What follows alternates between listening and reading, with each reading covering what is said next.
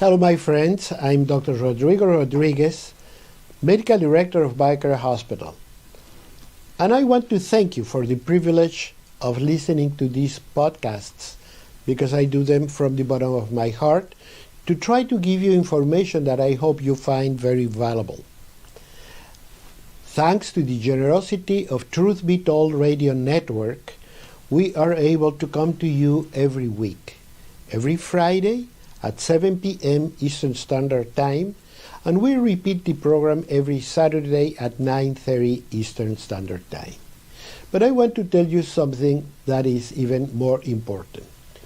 You can go to Spotify and search Truth Be Told Radio Network, and you're going to be able to find a lot of podcasts like this that I hope you can enjoy, you can learn something from them, and the best to me would be if you follow me, if you share them, because I think it's important information that you can share to everybody that you love. And now that we're beginning a new year, now that we're beginning a new part of our lives, I think that it's time to think what we want to do in the future. And I want to remind you that disease does not occur overnight, particularly chronic degenerative disease, which is what's killing us. Cancer, heart disease, diabetes, etc. We have years to change the path. We have many years to prevent. We have many years to avoid it. Don't wait till the doctor tells you you have a deadly diagnosis. Make the change today. Start this time. This time of New Year's resolution would be the perfect time to shift the road to health and wellness. You have a friend, Dr. Rodrigo Rodriguez. I'm available if you give me a call, if you click on the social media of your choice, Facebook, Twitter, etc., or if you go to our website. Ask any question, get information, educate yourself, and make sure that you and your family will have what I wish you most, a very healthy long life. Hello, how are you doing? This is again Dr. Rodrigo Rodriguez, Medical Director of BioCare Hospital, having a conversation with you. In this time I want to have a very level conversation because I want to talk about a very important subject which is very technical, of course with a lot of science around it, but I had a very good friend, Michael Colbert, who was a medical writer, and he wrote a lot of books about alternative medicine and about how medicine should be faced. And he always said, if you can explain a child something, then you know what you're talking about. And it is absolutely true. If you can bring everything you know to any folk level, then you understand what you're talking about. And this time that's exactly what I want to do. Those of you that know me know that one very important quest in my life, particularly at this stage in my life, is to share everything I have learned and everything I know with all of you. With all of you, because I know it can change your life. And it can change your life in a very important way, but the most important, in a very positive way. And we all can do it. And you don't need a doctor, you don't need a laboratory, you don't need a drug, you don't need anything. All you need is your own will to change things. And the beginning of a season, the beginning of a new year, the beginning of everything is the time to do it. Is the time to have the desire to do things different. And every time I review protocols and programs and diets and you name it, to how to be healthy, I always find that what they tell you is to make some changes here, some changes there, etc. And it's very frustrating because many times they will not work. And if they don't work, you don't feel well, you drop it. You might be going in the right direction, but you didn't have time or you didn't give it enough time. And let's face it, and I have to confess myself, mea culpa, that I'm the same way. If I try to lose weight and I don't get where I want to get, that makes you stop. You don't just say, oh, I will keep on doing it. No, we just drop it. So what I'm going to tell you about is to shift completely your mind. We're not talking about making small changes here and there. We're talking about shift the whole thing. Shift the path we're taking. And then you say, if the route that I have taken so far is going to take me to disease and expenses and suffering and pain and short life and so on, why am I following it? And to make the sacrifice to make a different type of diet, to eat different things, etc., is so difficult. Well, then what I have to do is change my mind. If I go from a soda to a diet soda, you're fooling yourself. If you go from a hamburger to a veggie hamburger, you're fooling yourself. We have to change. We have to sit down, review everything, go to your situation room, which is your dining table, and review everything you're doing and design a completely different path. And if you do that, if you can shift to that path, then you're going to find wellness and survival and health. And health equals enjoyment. So you're going to change your life. And in this quest to share everything I know, it's very important to listen. Because it's not only that I have to come sit here and tell you about this, about that, about the other, because you might not even be interested. You might say, why is the doctor talking about this thing if what worries me is this other? You see? So, to me, it's also equally important to listen, to hear your questions.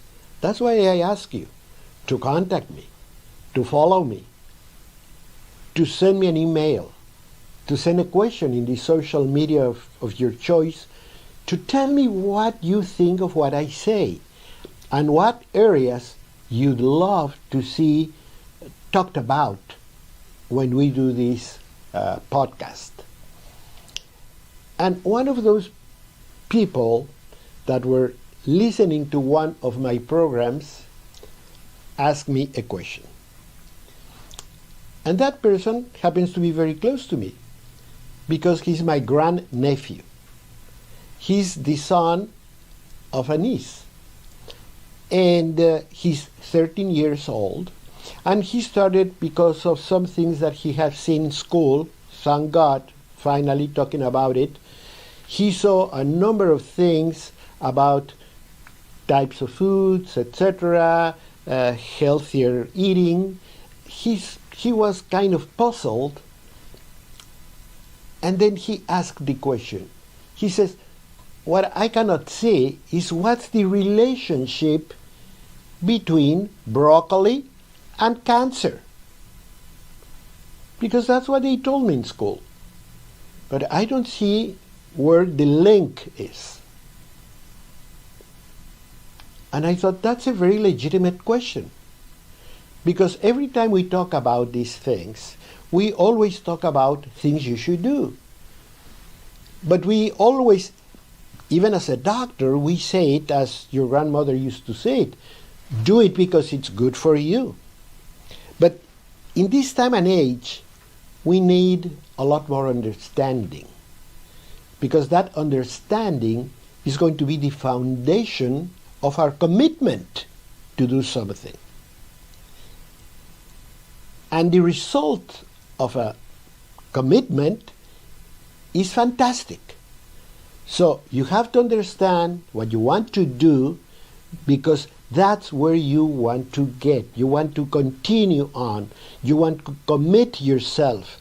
You want to engage in that different path to health. So I thought, if I don't give a good answer to this kid, he's not going to understand anything, and then he's going to just throw his hands up and say, oh, just one more story about do this because it's good for you. So that sent me to the drawing board. I had to find exactly how to explain the link broccoli, cancer, so he could understand it, he could commit himself, and probably better yet, he might be able to tell some school friends why this is good, why this is important. So I have to start by the beginning. And the beginning is very simple. Even though we never talk about it, your doctors never talk about it, but it's very simple. We human beings consume a lot of energy. Life is fueled by energy. We need energy to think. We need energy to produce a heartbeat. We need energy to move the muscles. We need energy to keep the temperature of our body, because if we don't keep it at certain temperature, we're going to die. But sometimes outside, my nephew lives in Indiana. So in the winter time, it could be minus 30 degrees, yet his body has a continued good temperature inside. Why? Because just as he's home, he has a furnace where he's burning fuel. We all were provided with little furnaces in every single cell of our body. Those little furnaces are called mitochondria. And those mitochondria burn fuel all the time. They're the heaters. They're the steam producers. They're the energy sources that moves everything. Biochemical molecules, reactions, cell movements, muscle contraction, neurological information, brain activity, eyesight, everything is fueled thanks to the existence of these mitochondria that can burn fuel provided by what we eat. Like a factory, let's put that example, you're going to see a factory producing a lot of things and using a lot of energy. But if we go around the factory, we're going to find big cables that bring a lot of power, or trucks of fuel that's going to be burned in their furnaces. And those produce heat and movement and energy and everything. They spark the life of that factory. And we do the same thing. Our bodies need the food that we consume to be able to burn part of that food and create the energy that sparks life. What we use in general to produce that energy is glucose, which is a carb. It's a carbohydrate. It's a very simple molecule that's present in many of the foods that we eat, and that is very easily used as a fuel to produce energy. And when you do that, then you have the heat, you have the movement, you have everything. Now, when you consume these foods, you can produce the energy, you burn them out, but like in any combustion process, there are going to be side products that you don't like. It's like your car. It produces smoke, it produces carbon dioxide, etc. So we do. We produce carbon dioxide. We produce a number of things that they're not good for you, and one of them are called oxidative substances that are bad for you. But our body has a trick and knows how to deal with it. So stay where you are, because we're going to continue talking about now free radicals.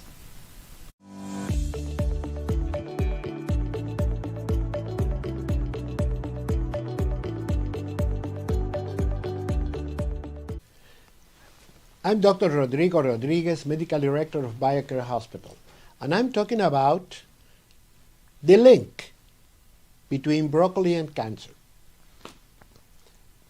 Because a grandnephew asked me that question. And I thought this is a very important question, because we are always talking about antioxidants. I mean, turn on your TV, open any site, or read any magazine. Everybody that talks about food, nutrition, and so on, this is good and this is bad. Everybody talks about free radicals, and everybody talks about antioxidants.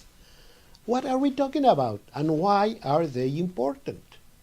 So the question, broccoli to cancer, brought the opportunity to review this thing and say, I have to explain to the level of a 13-year-old person why antioxidants are important, and why without them, yes, we can go to cancer, and why with broccoli we can avoid cancer.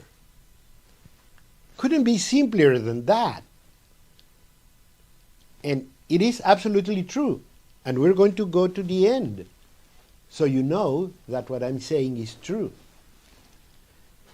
We were saying that in order to function, in order to be alive, we needed energy in our body. Without energy, nothing works. We'd be cold. When we die, that's the first thing you see.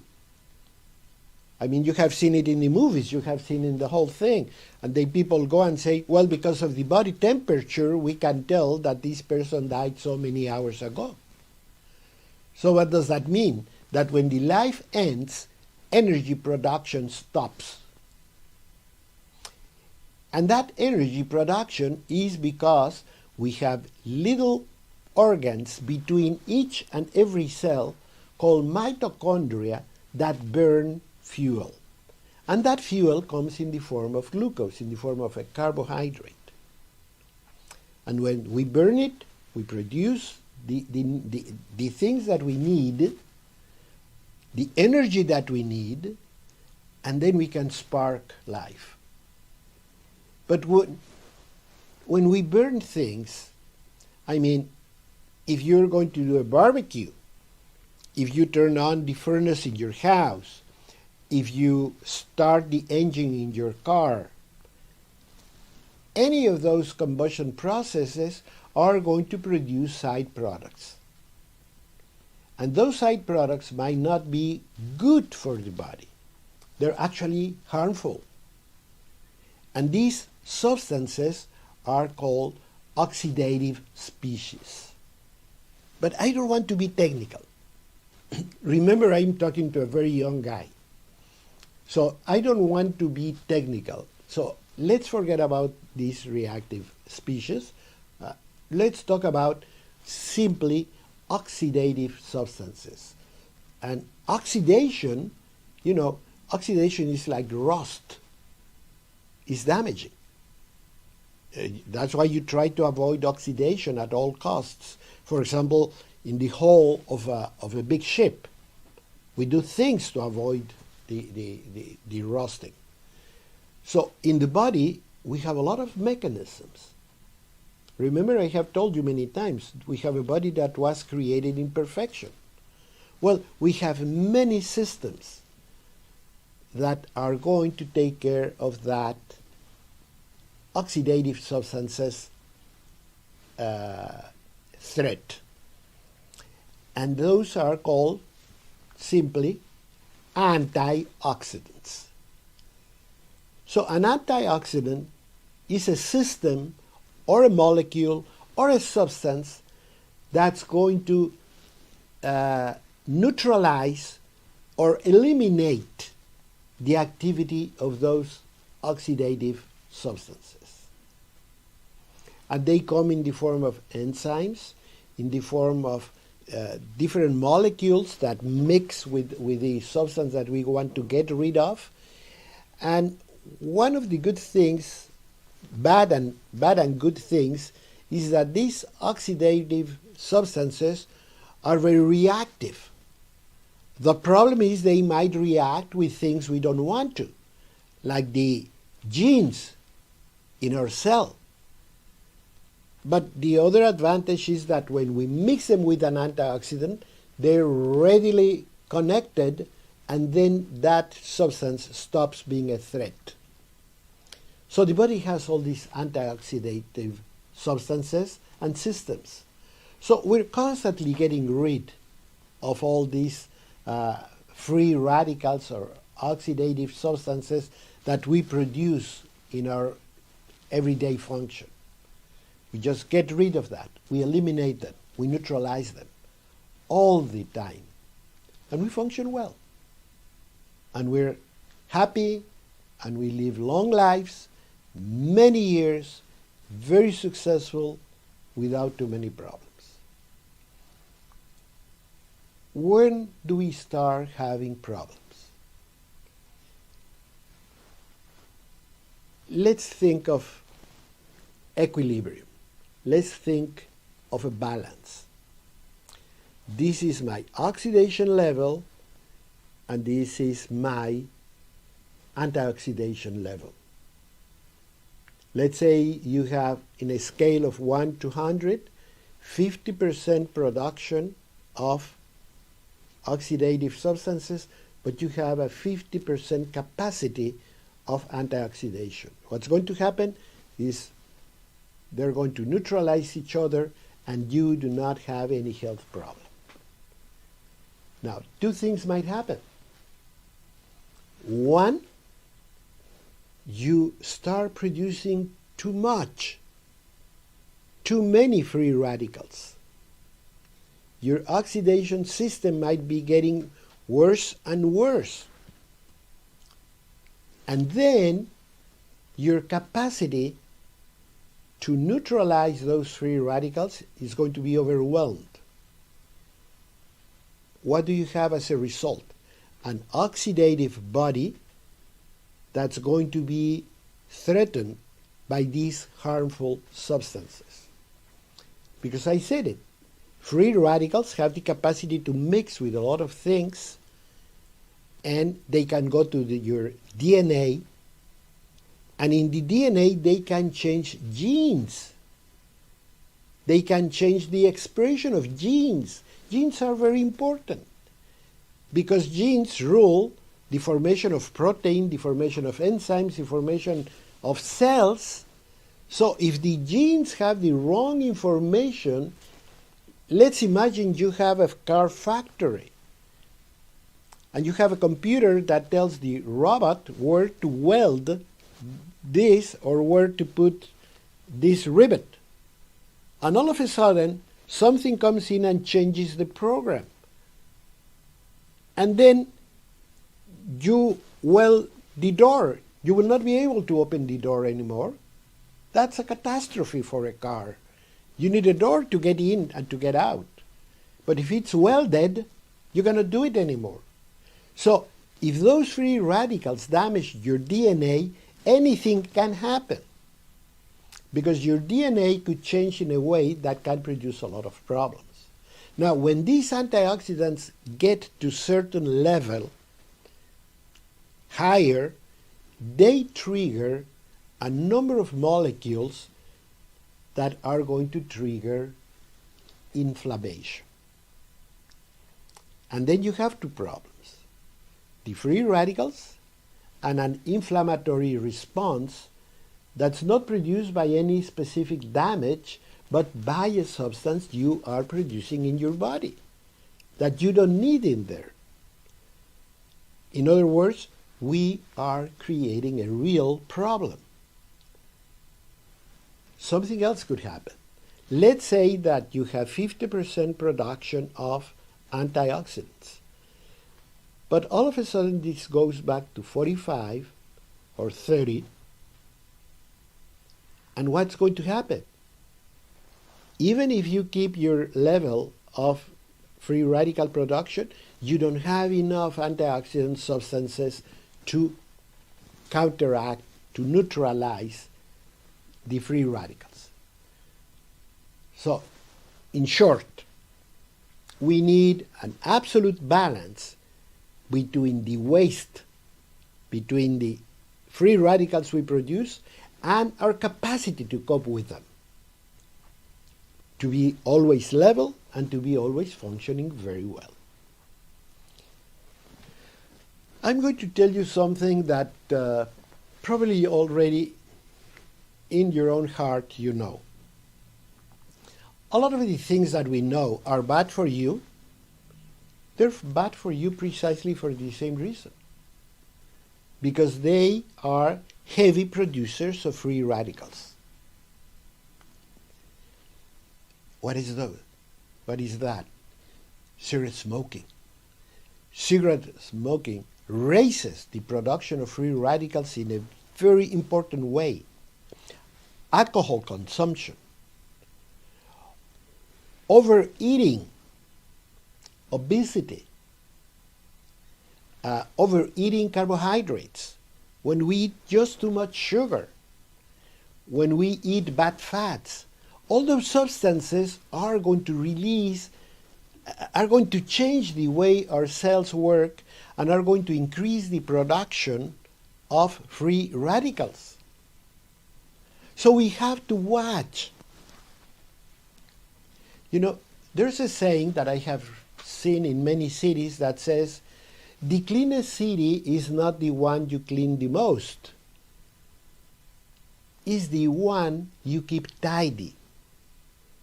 If you stop throwing garbage away, if you stop doing things like that, your city is going to look clean and beautiful. Not because you're cleaning it a lot, but because you're not ruining it with your garbage. Same with body. The healthiest body might not necessarily be the one that has the best resources, but the one that's taken care of best. And there's where the word BioCare comes very handy. When you have the care for your body to make sure your biology works in a fantastic way. So let's think of that next time you do something you know it's not good for you. You're ruining a lot of things, and you might be changing one of your cells in the wrong direction. That sometimes can be catastrophic. So if you stay where you are and you continue listening, let's discuss that part, because that becomes worrisome. Stay there.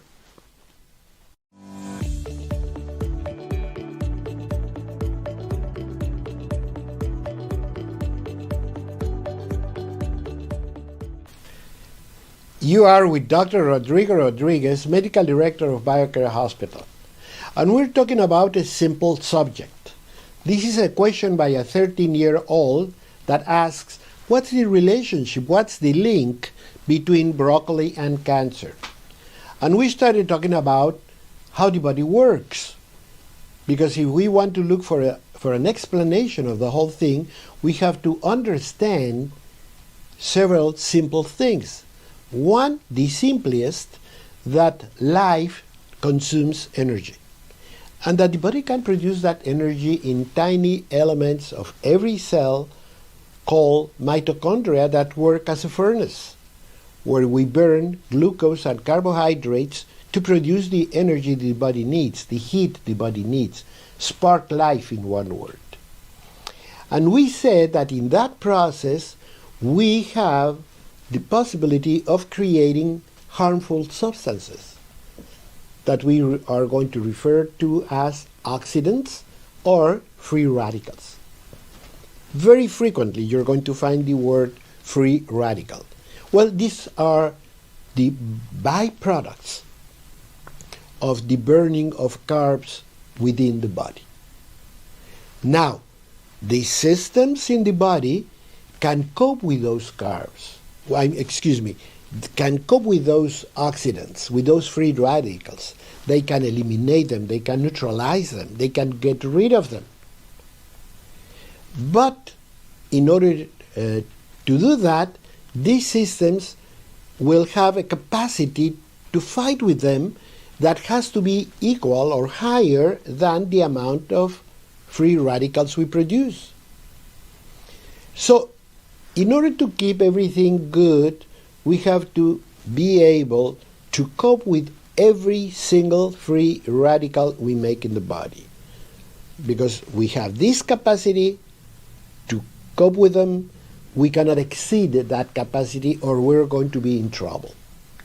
We said that many of the things that we know are not good for you, in fact, raise the amount of free radicals that we produce. One of the worst is cigarette smoking.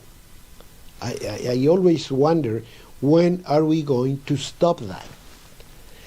And of course, a lot of the chemical thing that we are assaulted with, everything, many times in the food supply, it's filled with a lot of chemicals and a lot of things that we don't want. That's why smart food shopping is important. Alcohol drinking, a bad night's sleep, as simple as that. If we don't sleep well, we are going to have problems with free radicals because we're going to produce more. So it's important that we have good night sleep, restorative. We call it restorative. We should feel very well next morning. We should feel filled with energy next morning. If not, we're doing something wrong. Let's review that part. Contact me. I have a blog. I have answers for you, how to analyze what's happening and how can I correct my sleep pattern. And all these things are important. Eating the wrong foods, eating too much of something, particularly sugar, can produce a big amount of free radicals. So we have to make sure that we don't overproduce free radicals because we only can produce so much antioxidation. Now, the antioxidants, let's talk now about the other part. What are antioxidants? Antioxidants are substances produced in the body or provided by food, either or, that are going to connect to the free radical and they're going to click together like a key. It's going to enter that free radical, it's going to turn it off. But it has very specific chemical structure. And these antioxidants can do that, exactly that. They're going to be circulating in the body, and every time they find free radicals, they're going to neutralize them, and finally we're going to excrete them out of the body through the bile, through the urine, through the stool. And then we are living happily ever after. But remember, we just have to keep the balance between how much free radicals we produce and how many antioxidants we produce. What had happened with the antioxidant system? The antioxidant system is going to be based on two substances. I said it already. One, the antioxidants we produce in the body. Second, the antioxidants that are in the diet. Now, the problem is that the antioxidants that we produce in the body need substrates, need chemicals that come in our food. So whatever the case is, if we have a wrong nutrition pattern, we will not be able to have a good antioxidant system. Many of them are vitamins, like vitamin E. Vitamin E is a very powerful antioxidant. one of the best. And the other one is like omega-3s. Just to mention two of the ones that you probably have heard a lot of. Omega-3 fatty acids and vitamin E. There are many others, like vitamin C and carotenes, and all these vitamins can also have an antioxidant activity. But the problem is we don't eat them. Why? Because the biggest sources of these substances are in things we do not eat. Fresh, leafy vegetables, like chard, like spinach, like Brussels sprouts, like cauliflower, like broccoli, which is the beginning of the question.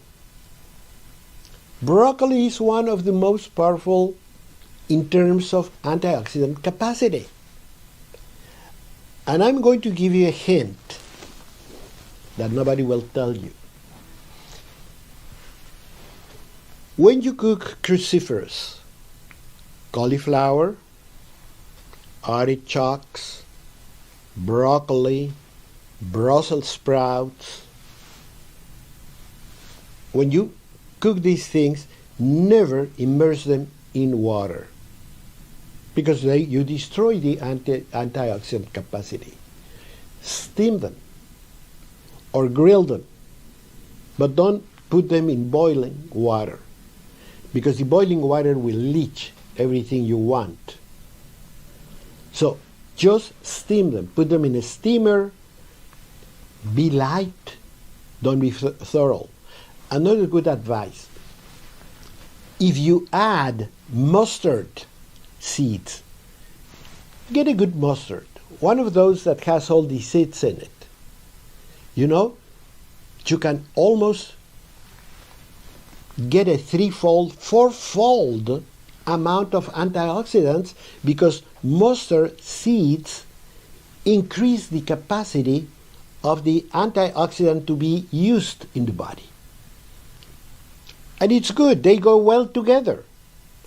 So if you're going to prepare your broccoli, or you're going to prepare your all these things, use some mustard in it. If you like it, fantastic.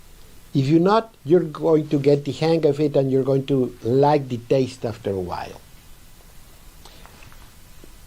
I had a very good friend that was a priest, and he always told me, you know what? All these things we use to cook, to season, originally were medication in the very old times. And garlic and onion and pepper and you name it, anise, all these things used to be medications for this or the other, and that's why they found their way into our food. And we cannot live now. I couldn't cook without garlic. I couldn't cook without nutmeg. I couldn't cook without pepper. So now they are part of our food for a good reason. And that reason originates from our feeling, from our brain, from our own body that says, this is good. Because then we can create a lot of antioxidants. Some of those substances might not necessarily be the antioxidant, but that's what your body will need to make the antioxidant. So one way or another, watching what we do with food is important. Another hint, arugula. Arugula has become very fashionable to make salads, and people treat it as if it were a lettuce. Well, it is not a lettuce. The good news, it's a cruciferous. So it can also have a very heavy antioxidant content. Once again, if you put your arugula, then you can put in a little thing, some lime juice, some olive oil, salt and pepper, and mustard with seeds. Mix it well and use it as a salad dressing. And there you have everything you need. You're going to be healthy. You're going to be functioning very well. But remember, that balance, both ways, It's really within your reach. It's in your hands. Avoid overproducing free radicals and make sure you have everything you need to produce a lot of antioxidants. You have it. I hate to see people coming here with deadly diseases that I know could have been prevented. Because one more thing I want to tell you is deadly diseases do not begin overnight. You don't have a heart attack in the last week. You don't have a stroke in the last month. You don't have diabetes in the last 3 days. No, that's the end of the line of something that started years ago. So it is years ago when you had to start preventing. Don't wait till you have the symptom. Might be too late. Stay with me. We're going to keep on talking about this, which becomes more exciting every minute.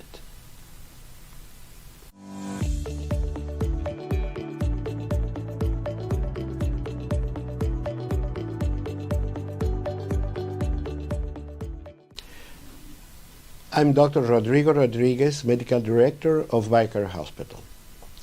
And today I have been trying to answer a 13-year-old boy question. What is the link between broccoli and cancer? And I thought it was very important to answer him because I wanted to support his imagination, his interest in food. It's very rare that you see young people worried about that. And I was very pleased to hear that the question came because he heard it in school, that if you ate broccoli, you could avoid cancer. And he couldn't see the link. And then he thought, well, I have my uncle, Dr. Rodriguez. He always talks about this. He might have an answer. So this program is really trying to explain him why. But it's very important for everybody. Because we many times talk about these things. We talk about broccoli. We talk about antioxidants. You see it everywhere. You talk about vitamins, essential fatty acids. But it's very hard to find the connection. Why this really changes my life? Why this really is a benefit? If I'm going to eat a food that I don't particularly like, if I'm going to give up things that I love, like fries and soda pop, tell me why. First of all, I have to tell you, the reason we like soda pop and fries is because that's the way they educated us. And I can myself, because I come from that generation, where having fries and soda was cool. But it's not anymore, because we now know better. And if you're a young person listening to me today, I want you to tell you that that is not cool, it's harmful, and you can pay with a lot of pain, suffering, and even your life doing that. So let's see what happens. What happens is that the life process produces a lot of good things. We can see, we can love, we can run, we can sleep, we can swim. There's so many things our body can do. But in the process produces waste products or byproducts that can be harmful. But we get rid of them through sweat, through breath, through urine, through bowel movements. We get rid of all that, so we continue to work very well. Our duty is to make sure we do not overproduce that waste material and that we support all the detoxification systems that we have built in our body that work with our food supply. If we can put those two things together and have a good balance between the waste we produce and the detoxification systems we have, we're going to be healthy and functional. If we overwhelm our body with free radicals and waste material, and we do not produce the substances we need because we eat very poorly, we're going to be sick and we're going to shorten our life. It's as simple as that. So we have to know that at this point, if you're a young person, or no matter how old you are, you have time to shift. You have to think again. Is the road I'm taking going to take me to a good, happy ending? If not, stop and shift. This is not the road I want to do. I am going to do this. I'm not going to make little concessions. I'm not going to be some little changes. Because you're not going to gain too much and you're going to suffer a lot. Shift altogether and say, this is gone, welcome the new. New year, new life. I'm going to open up my pantry and throw everything I shouldn't be there. Because I know all my antioxidant system depends on what I eat. And I need, we said, vitamin E and essential fatty acids and carotenes and vitamin C. All those are in fresh food. And if I smoke or drink, don't sleep well, don't exercise, don't take care of myself, eat too much sugar, gain weight, then I'm in the wrong side of the equation. I'm overwhelming my detoxification system. Very simple, I'm overwhelming it. So even if I have a good system, it's not working because this is just too much. It's too much of a burden that the body cannot cope with. The response is inflammation. The body starts getting inflamed. And that inflammation will switch a lot of the gene expression in our body. And genes that should be helping us to produce healthy protein and healthy cells and healthy everything start producing the wrong type of molecule, the wrong type of cell, start being more condescendent, so to speak, with abnormal behavior of cells. So that inflammation, those free radicals, are going to change the DNA, the very, very core of how we make cells. And we're going to start producing faulty cells. Not only that, but those free radicals are also going to block some of the immune capacity. Our immune system is not going to work well because we have inflammation along with it. And inflammation blocks the activity of the normal activity, I should say, of the immune system. So those faulty cells that we are producing can turn into cancer cells. And those cancer cells, because of everything that I have said, are going to be better tolerated. The body is not going to attack them as it should. Nor the cell itself is going to detect its abnormality and destroy itself. The body has the capacity, every time we have the wrong cell, it destroys itself through a very complicated process called apoptosis. But forget that. Just know that when you do abnormal cells for any genetic mistake, the cell destroys itself. If not, the body will destroy it. That's why you can live for years without cancer.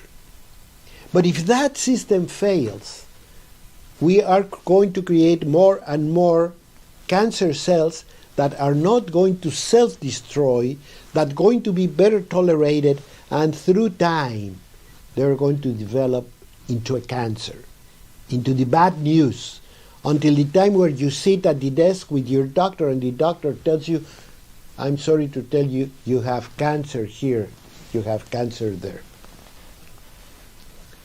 What are your options then?